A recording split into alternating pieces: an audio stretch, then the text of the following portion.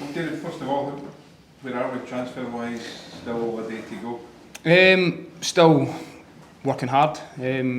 Message is still very clear, which is trying to see if there's anything to be done that makes us better.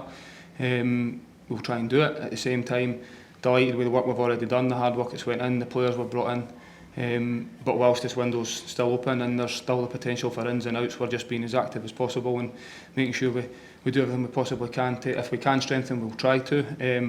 And if not, as I've already said, delighted with what we've done so far. Are you close to any potential deals, either in or out? No, there's numerous conversations happening all the time, and it's changing all the time. So it's just something that we've just been proactive and working hard at the moment. So it's fair to say there is dialogue going with players potentially moving on? Yeah, I think there's both. I think there's, as I say, there's work going on. It just depends on where they actually are at the moment. How frustrating is this window that you get to 24 hours before the end of it and there's still lots of talk about potential moving ins and outs? Yeah, I think that's just part of it. I think you see it every single time. It's the first time I've been involved in it from this sort of capacity, but at the same time I've seen it with every manager I've worked under previously. It's always the same.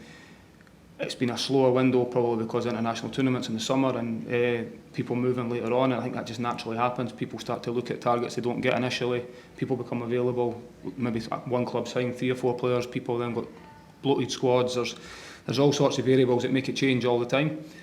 But like I say, with the process we've got now and how hard we're working, is just to be as proactive as possible, that if something comes up or something comes up for any of our players that we're not expecting, because that can happen as well. You know, we've got a lot of very good players in the squad that will attract attention, and that works across the board with every club probably.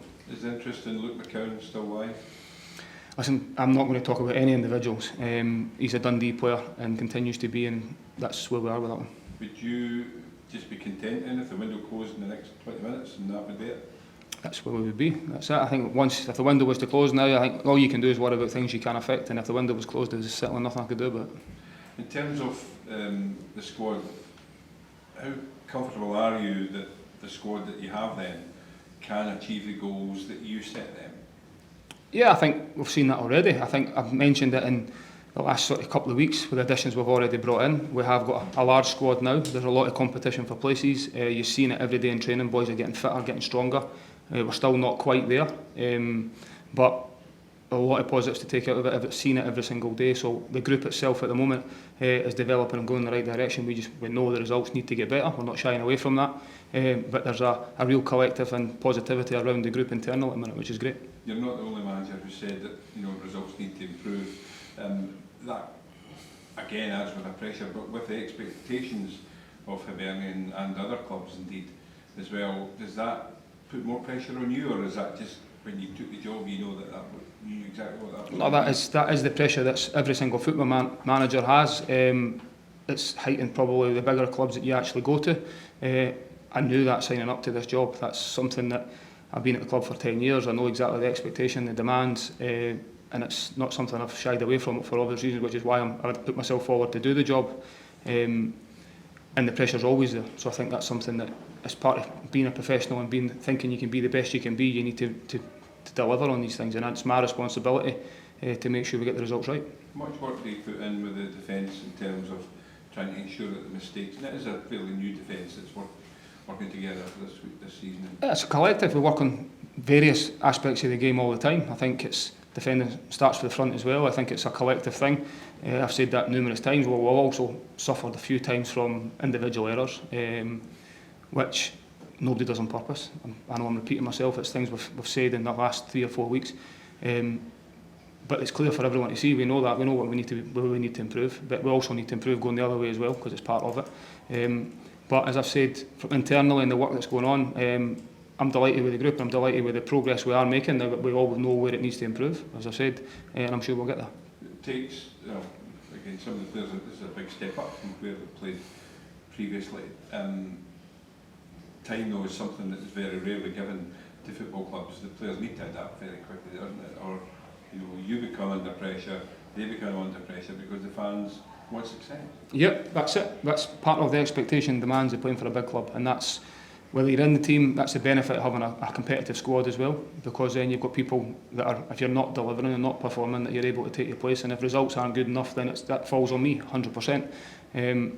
So I think that's something that every football player deals with, that challenge every day. So they're being judged obviously on a match day, but they're also being judged every single day in training to try and earn the right to pull on the jersey every single weekend, and it's up to them to try and keep it.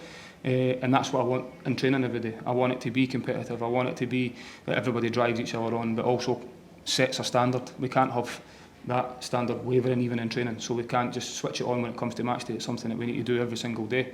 And it's something that I have been really pleased with what I'm seeing all the time, the progression that we are doing, but it doesn't count for anything on a training pitch unless you can convert that on the pitch. Finally, for me, Kilmarnock play what is a massive European game for them tonight.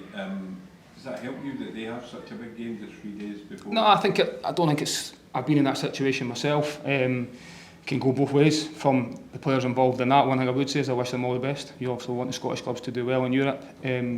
So we'll be keeping a close eye on that for obvious reasons for us, from our point of view of creating a game plan to go down there, because I know the challenge it's going to be there. Regardless of their result tonight, it'll be a real tough game for us. Going there always is, you know. Derek's done a fantastic job there, did a fantastic job at this level with every club he's been at, so we fully expect them. They're a slow start to their league campaign as well, but it's something that we know exactly what we need to do and where we need to improve, and it's about us and making sure we approach that in the right way. In terms of the attributes that you're looking from recruitment over the next day or so before the window shuts, in an ideal world you wake up on Saturday morning, what qualities have you added to this playing group?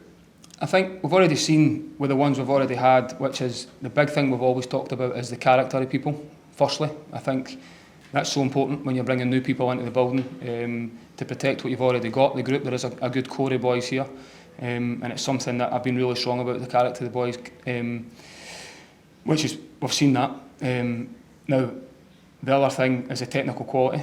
They have to be bringing in players that actually make you better, or you believe is going to make you better, and that comes from what I've already seen as well in training.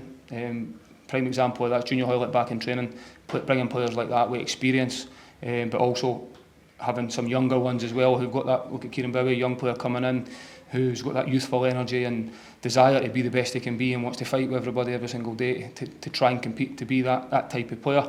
And then you've got the more senior ones that have been here already with Joe Newell and guys like that drive the standard. So it's about putting it all together to collectively get that formula right is what we're trying to do all the time. And as I've already said, the players we've already brought in and the players who we would add would all have to add to that fact. They'd have to be technically better than what we've got, or at least have attributes that we're missing in the squad to improve the group.